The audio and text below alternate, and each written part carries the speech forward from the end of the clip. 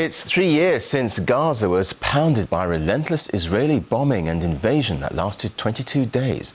The offensive killed almost 1,500 Palestinians, with many families being wiped out. For many, the battle has now shifted to the courts, as RT's Paula Sleer explains. Saleh Abu Hajjaj is unusual, not because he laid a claim against the Israelis, but because he won. Victory, though, is bittersweet. I'm a broken man. The Israelis say their army has morals. What morals are they talking about? It was December 2008. For 3 weeks, Israeli soldiers bombed the Gaza Strip, killing nearly 1,500 Palestinians. 4 out of 5 were civilians. At the same time, hundreds of rockets fell on southern Israel, killing 3 Israeli civilians. I couldn't get to my home for 16 days because the Israeli soldiers were firing all the time.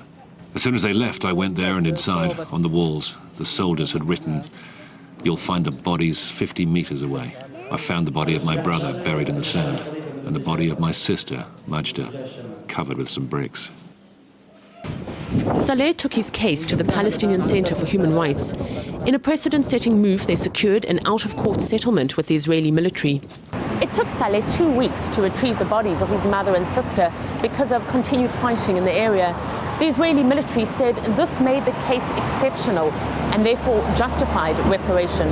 Saleh received just under $150,000 compensation.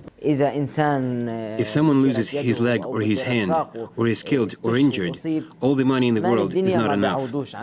But what we're fighting for here is a financial compensation that will offer some relief. The Palestinian Center for Human Rights has more than 200 cases like Saleh's on its books. But the heavy paperwork, bureaucracy and expenses discourages many others from coming forward. This man, however, is a rare exception.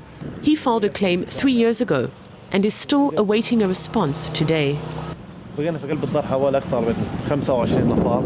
It was early morning. There was shelling and the apartment above was on fire.